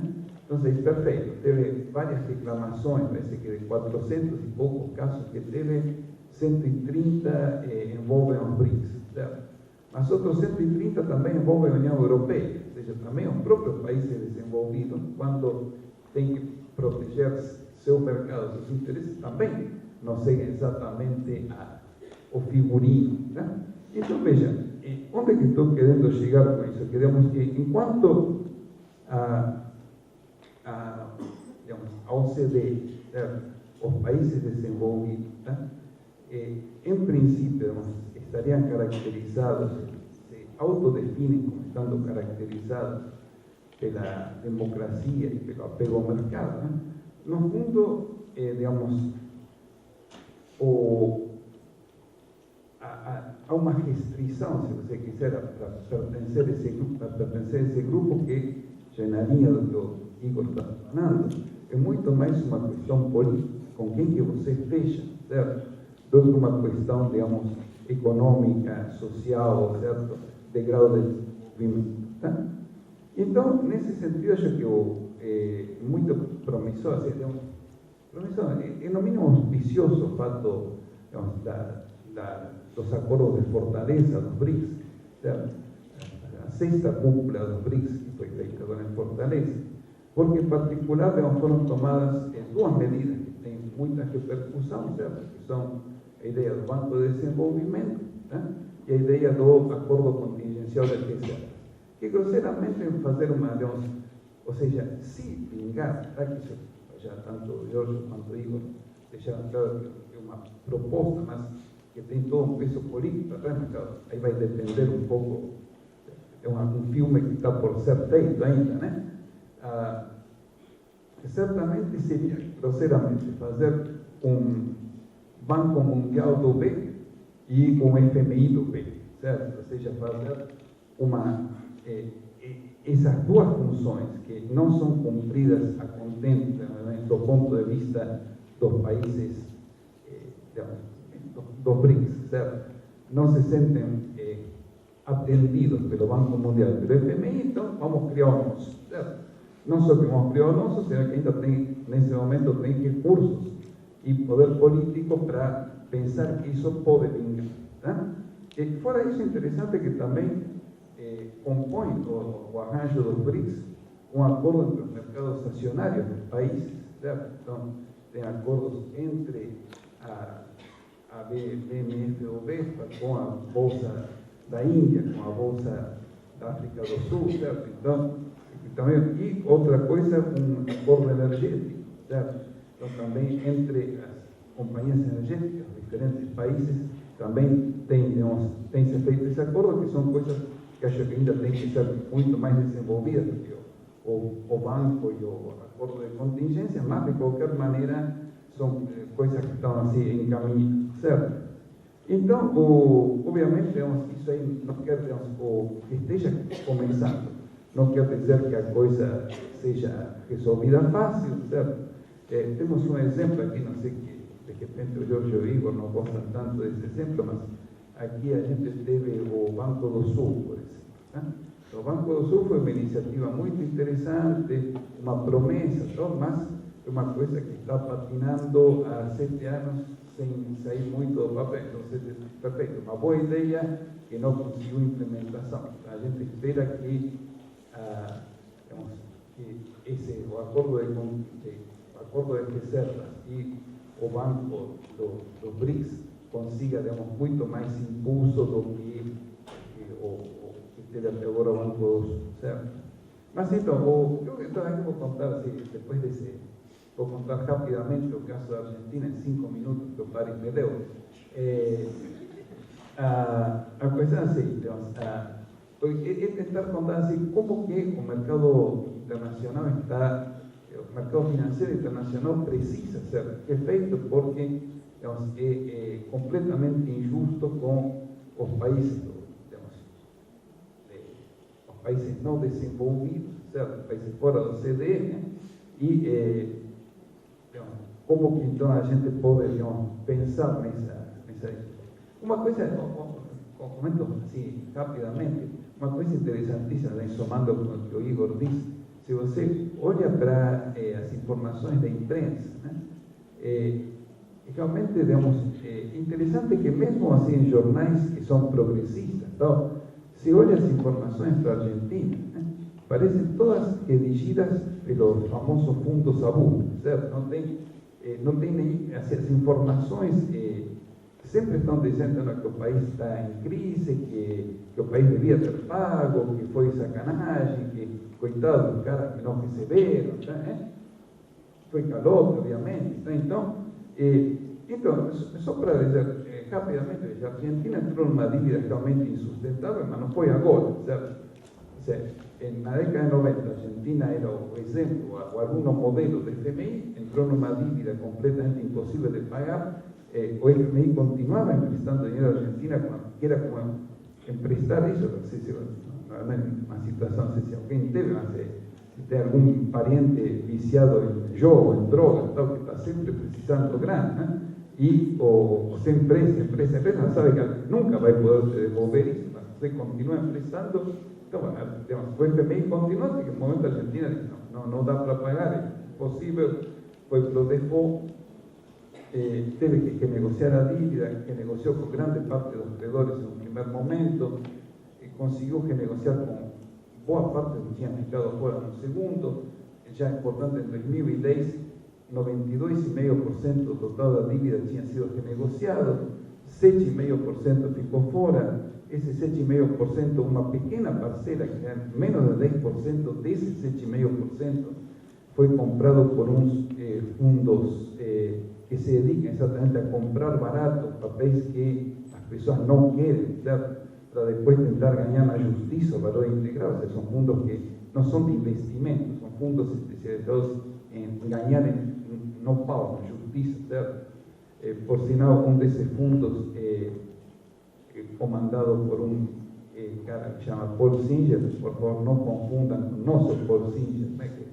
O sea, secretario de Economía Solidaria, o gurú de boa parte de nós, ¿no? O ese otro Paul Singer, un cara de dos mayores financiadores dos partidos republicanos, especialmente los diputados do Tea Party, o sea, un cara, digamos, além disso, no es un especulador vinculado con a ala mais direita da política norte-americana. Esse cara conseguiu ganhar na justiça com uma interpretação curiosíssima de um juiz digamos, bastante idoso, também nomeado por um presidente republicano, que é Richard Nixon, certo? Então, esse juiz da interpretação muito curiosa diz, tem a ideia de o princípio de justiça, temos que tratar todos igual, certo? Então, o juiz diz, veja, se vocês estão pagando para parte dos caras, agora tem que pagar para todos, certo? Só que com parte dos caras eu renegociei pouco, e com outra parte não quiseram conversar comigo, né? Então, agora tenho que pagar para todos, e não só que tenho que pagar, sino que tenho que pagar como eles querem. O sea, esses caras querem que eu pague parcelado. Esses caras querem que eu pague tudo à vista, então pago. Então, realmente, a maneira de tratar essa cláusula par e passo, que o juiz se baseou para determinar o pagamento, foi digamos, bastante suspeita. Está bastante uma interpretação bastante curiosa.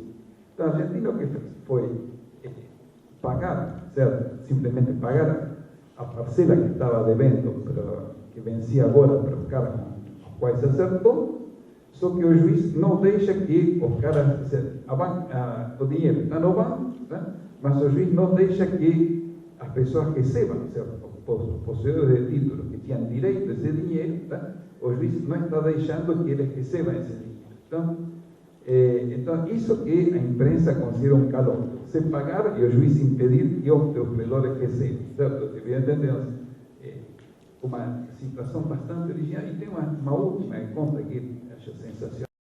Tem uma cláusula que acho bastante sensata, que é assim, se você pagar para algum dos caras que ficou fora dos acertos com condições melhores, os caras que acertaram antes, tem todo o direito de dizer, não, porque você está pagando mais para ele com mala que não quis acertar, do que para mim, fui cara sensato e aceitei negociar. Então, você não pode pagar para os intransigentes, não pode tratar os intransigentes melhor do que trata os sensatos. Tá? Mas, muito bem, então, essa cláusula, certo? importante que o governo argentino dice, no puedo pagar los caras, pues si yo pago precios aquí, tengo que pagar. Todos os outros vão ter direito a virem reclamar. Então, o que alguns advogados, economistas estão dizendo, não, veja, essa questão de para quem que você tem que pagar é uma questão de interpretação. Então, se você não é que você quis pagar diferente, você foi forçado a pagar diferente, aí não tem problema. Tá? Isso é uma interpretação, a justiça não está clara. Tá? Só que, independentemente de que eu acho que é uma coisa bastante injusta, de repente a justiça entende que não é isso, então você tem que pagar, além de ter que acertado com, de ter que pagado para os caras, para os intransigentes, daria direito a que os outros caras te reclamem todos a dívida inteira pelo valor nominal. Né? Ou seja, o que quer dizer? Você acerta com esses caras pagando $1,5 bilhão, uma graninha suficiente para um cafezinho, então, né? E aí, então, isso quer dizer que os outros caras que têm dívida por $200 milhões podem vir e cobrar tudo de uma vez. Certo? Então, obviamente, a empresa argentina não está entrando nesse acordo, então, mas então, só para fechando aqui, já que o Paris está me passando vários cartazes dizendo que o tempo acabou. Então, qual é a ideia? O fundamental é isso aqui, a ideia do BRICS. É muito boa, certo? Certo, porque constitui uma grande esperança, porque representa a possibilidade de ter alguma outra alternativa, certo? Sempre é bom, nós economistas, sempre é bom ter concorrência, né? Então, no mínimo, então, ao centro, ao arranjo dos Estados Unidos, o poder mundial, então, você pode, surgem agora outros caras que estão oferecendo uma outra alternativa, certo? Pode ter uma fonte de financiamento em condições mais sensatas e, além do que, pode permitir que os outros países questionem o que se chama o exorbitante privilégio dos Estados Unidos de utilizar o dólar como única moeda de reserva internacional. Certo? Agora, se poderia pensar que se pode fazer um arranjo mundial que independa da questão do dólar. Então, muito obrigado.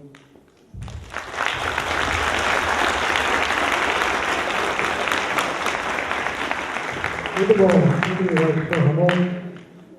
Então vamos abrir para o debate, temos meia hora para isso, sendo que a outra aula vai começar às 9 horas, muitos de vocês vão sair, e também os colegas da Uniafro também têm que pegar o ônibus de volta. Portanto, vamos fazer uma rodada de perguntas, comentários. Por favor, sejam muito breves, concisos, precisos nas suas perguntas e comentários.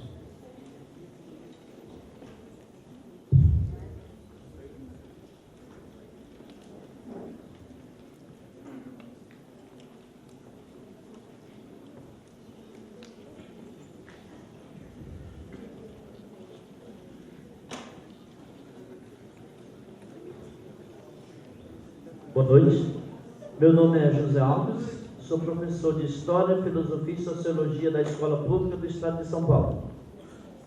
Para um dos membros da mesa, nós temos um muro que não está consolidado. Numa eventual vitória de um governo neoliberal no Brasil, há possibilidade de perder um dos tijolos do muro? Obrigado.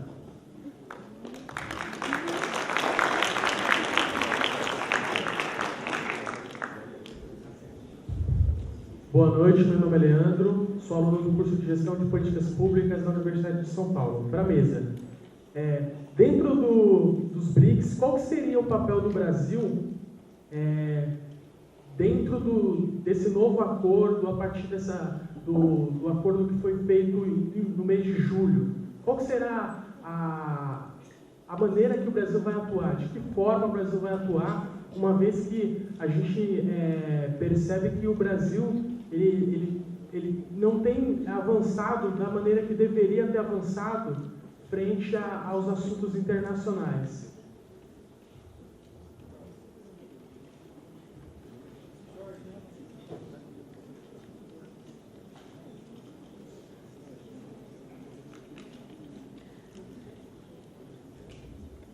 Boa noite aos professores da mesa, boa noite aos alunos da convidado da FEBC, em especial, boa noite aos companheiros e companheiras da Uniafro Brasil. O comentário vai ser a respeito do que falou o professor Igor Fuser, que quando a informação é verticalizada, é complicado você debater, principalmente quando a mídia passa falsa noticiária, né? Então, nós no cursinho pré-vestibular da Uniafro Brasil, a gente tenta ir contra a verticalização da informação, né? Deixar ela mais horizontal possível, por isso algumas aulas envolvem também formação política. É só isso.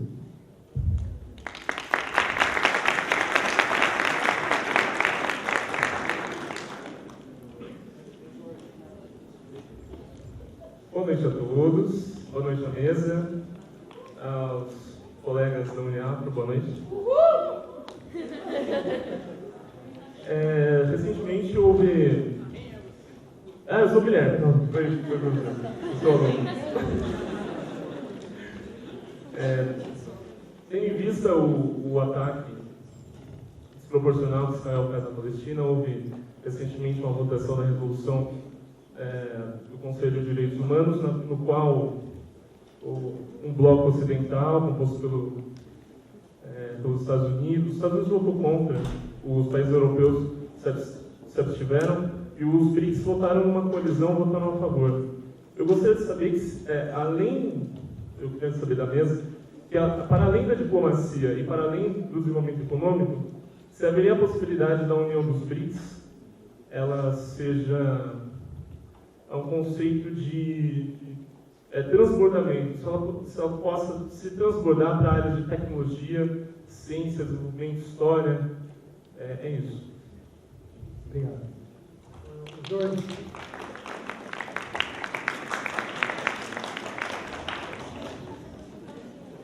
Boa noite, eu sou o Jorge, da hora, tudo. É o seguinte, o Jorge, brilhantemente trouxe esse tijolo aí, me fez lembrar do Sérgio Vaz, poeta da periferia, que fala que as pedras não falam, mas quebram vidraças. E aí, eu fico pensando se esse tijolo aí não é uma pedra atirada num puxadinho que já tem janela, mas ainda nem tem vidraça, que é esse projeto de integração da América Latina, né? Inclusive, tinha até uma proposta de criação do Banco do Sul, e aí a gente nem sabe como que fica. Enfim. Obrigado.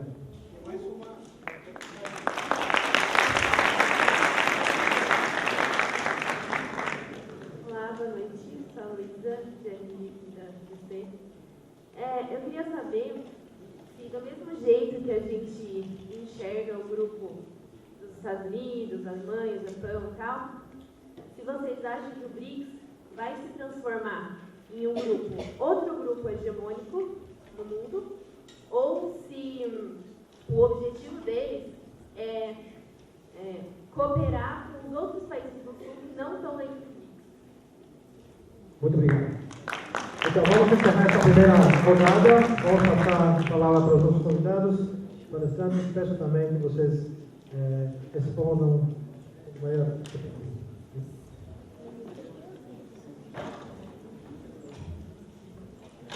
Jorge, não quer responder primeiro? Aí você tem tempo para pensar. Vou corrigir.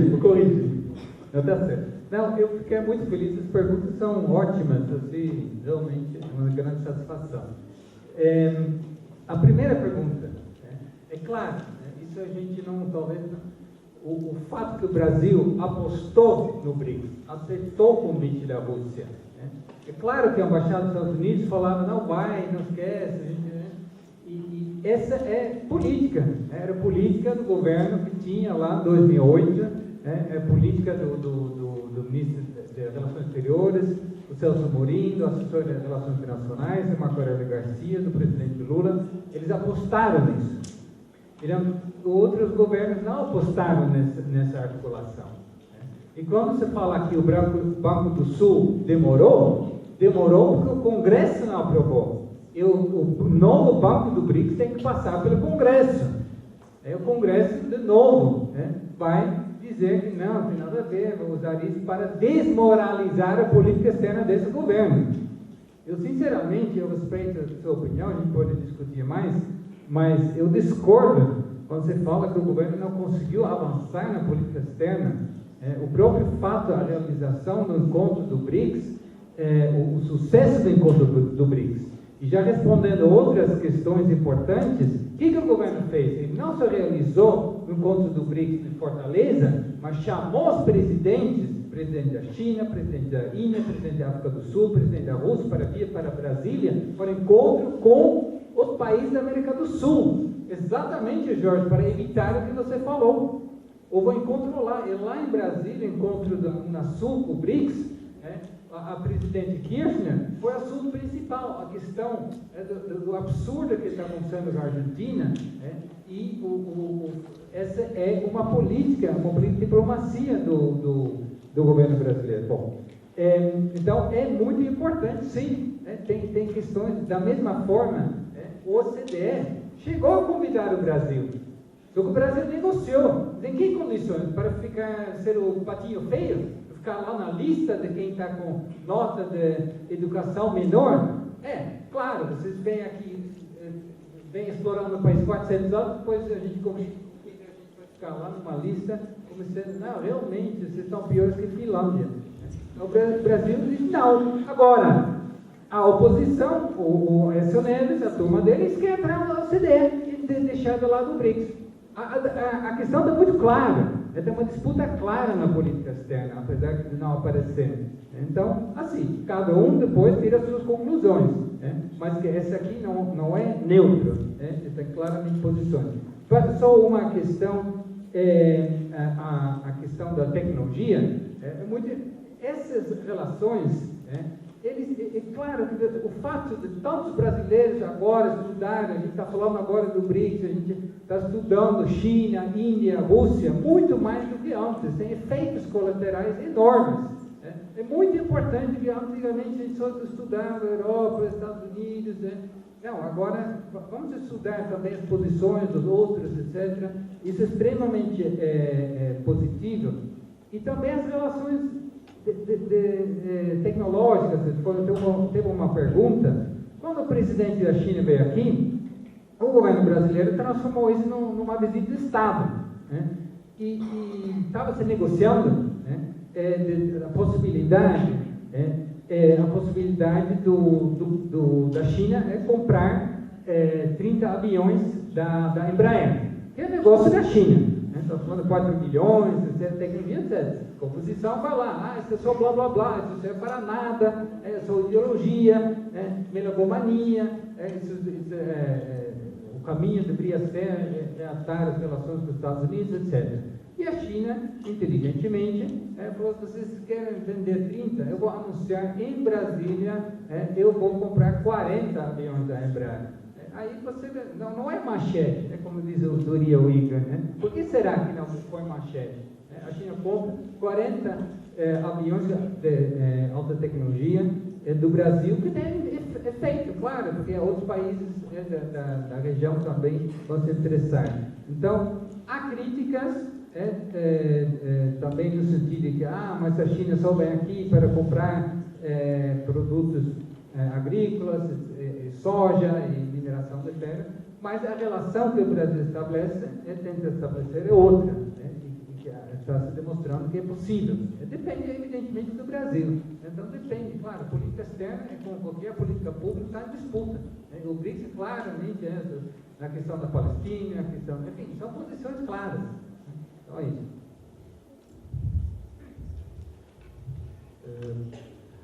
Bom, vamos lá. Bom, a primeira pergunta, acho que o professor Jorge respondeu bem.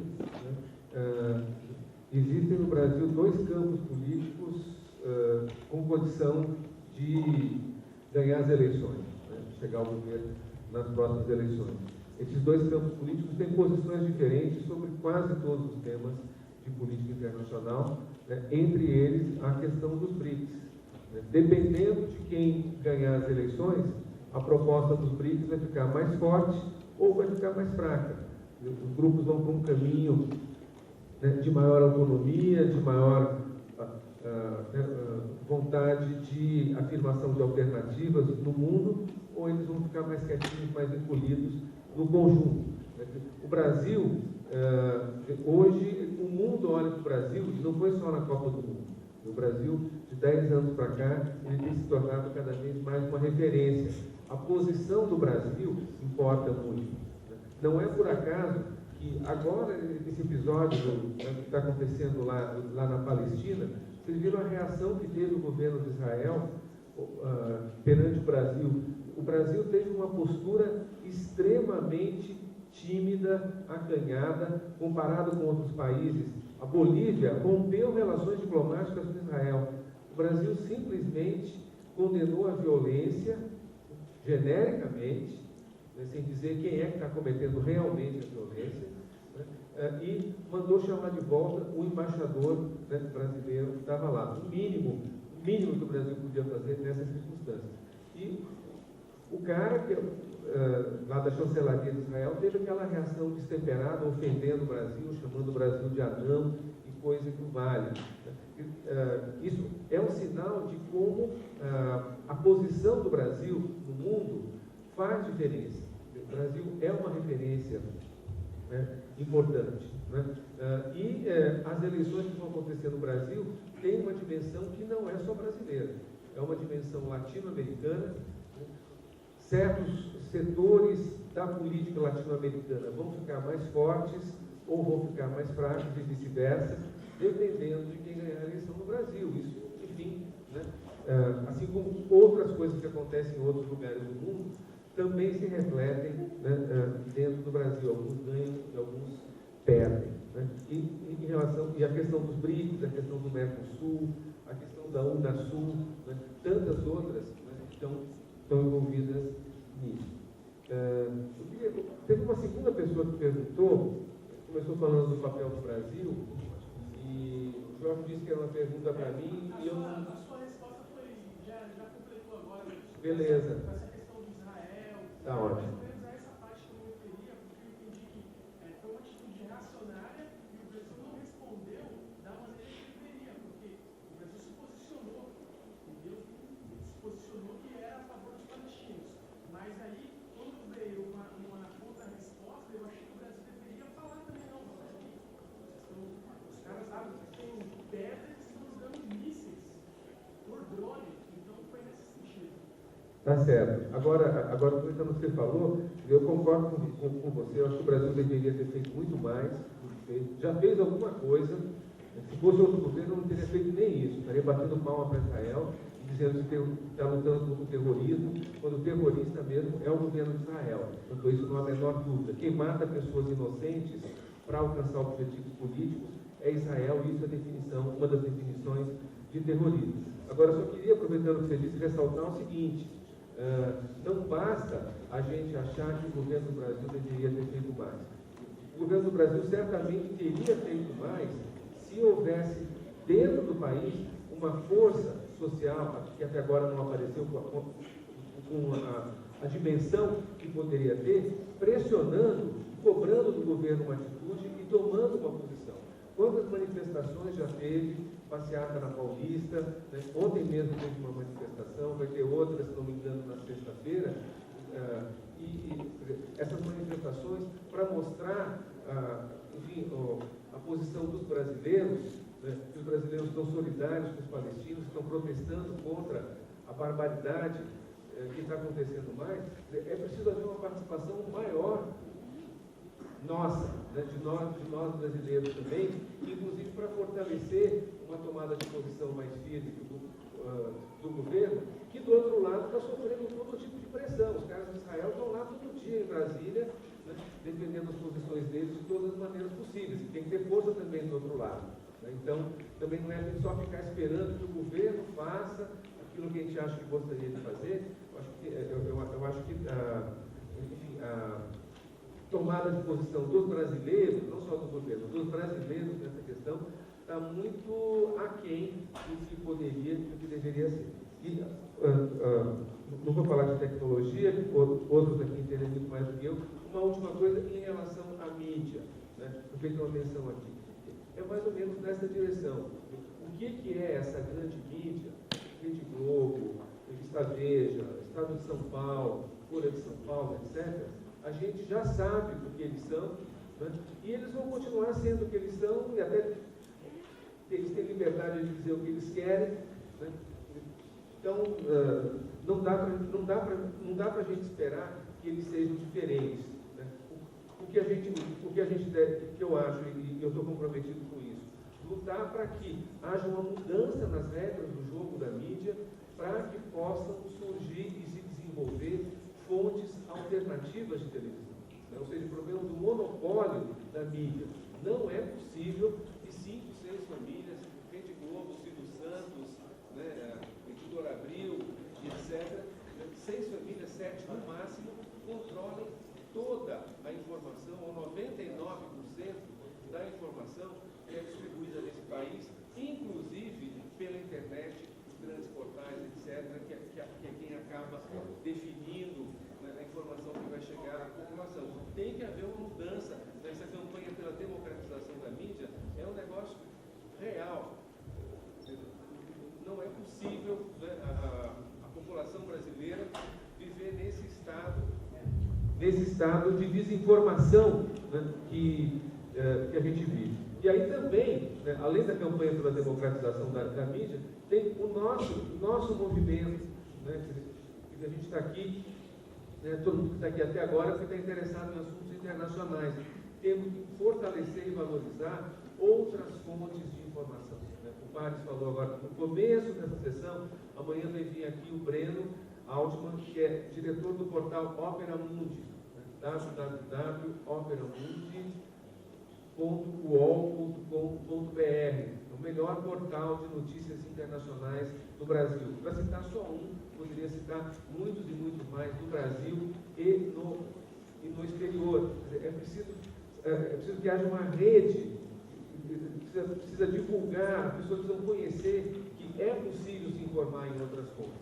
Pelo menos nisso, né, nós, da nossa época, estamos melhor do que nós estávamos 30 anos atrás.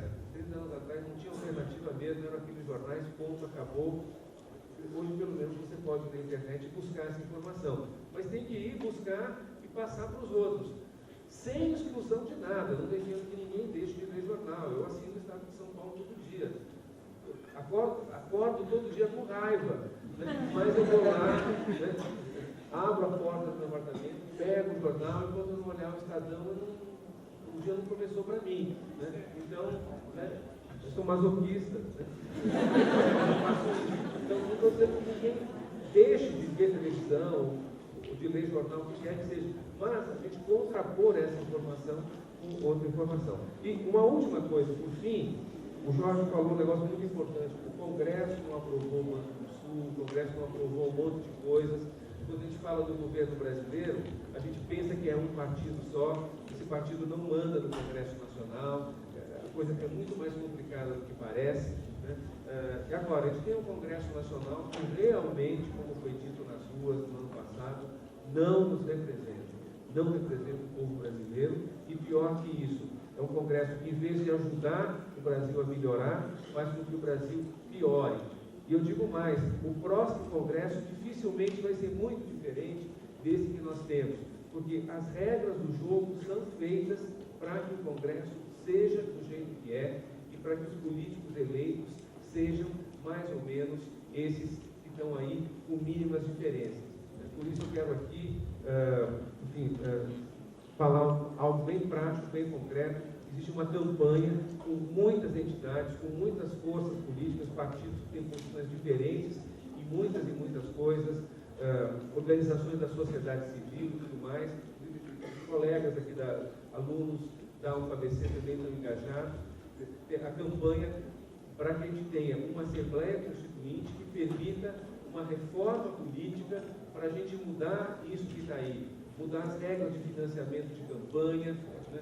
Mudar uma série de normas que fazem com que as coisas não possam mudar, embora a vontade dos brasileiros é muito clara de que haja mudança, de que haja avanço. Então, é importante também a participação de todos nós dessas iniciativas, como o movimento pela reforma política, esse plebiscito que vai haver agora no mês de setembro. É isso. Obrigado.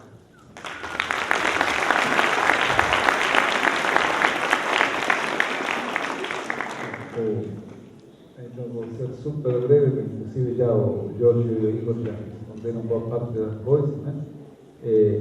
Inclusive, não sei, uma coisa para pensar é por que a CIA corta o microfone do Igor e não corta nem o do Jorge nem o meu. Aí tem alguma coisa estranha. Mas, de qualquer maneira, só para 2 minutos aqui. Quando a pergunta do Jorge fez se o Mercosul, de alguma maneira, se os BRICS se opõem ao Mercosul, eu acho que, para mim, não sei se sou meio ingênuo, mas acho que dá para pensar que complementa, ao contrário, que de alguma maneira o Brasil poderia ser quem leva para essa entidade internacional maior as preocupações da América do Sul como um todo, certo? De alguma maneira o Brasil poderia ser assim a ponta da América do Sul no BRICS, certo?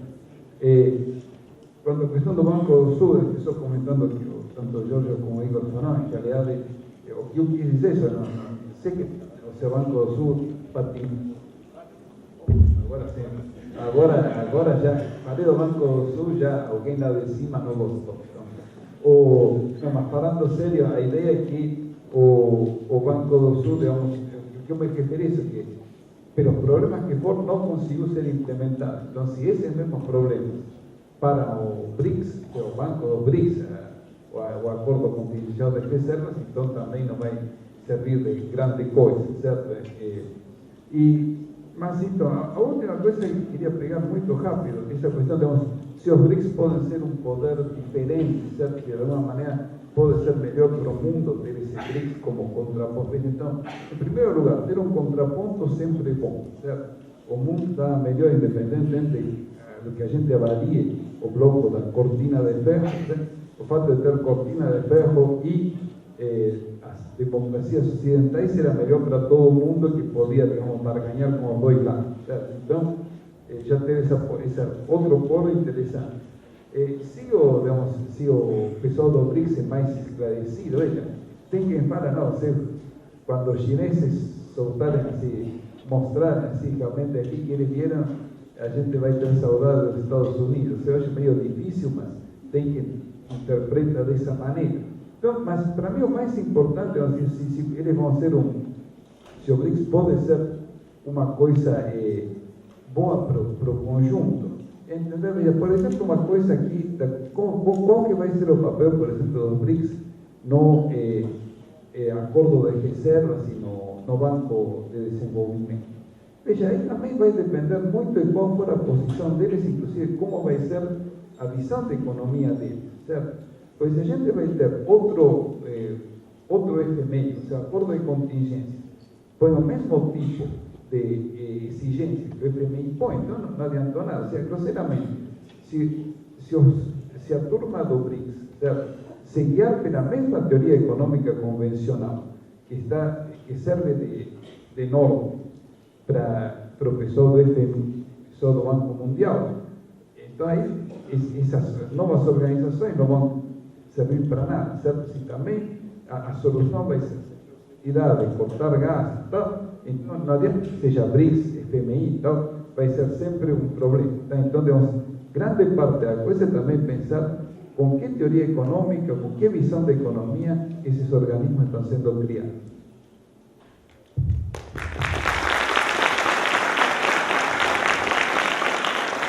Então, infelizmente, temos que encerrar. Queria agradecer a todos os participantes e os palestrantes por estar aqui hoje. Esse debate vai continuar com certeza e fiquem atentos aos às nossas palestras e eventos aqui. Queria só dar muito um aviso pela iniciativa dos alunos do SOI, que no dia 14 de agosto eles têm convidado o Gustavo Barreto, da ONU, das Nações Unidas, para falar das Nações Unidas. Muito obrigado, gente.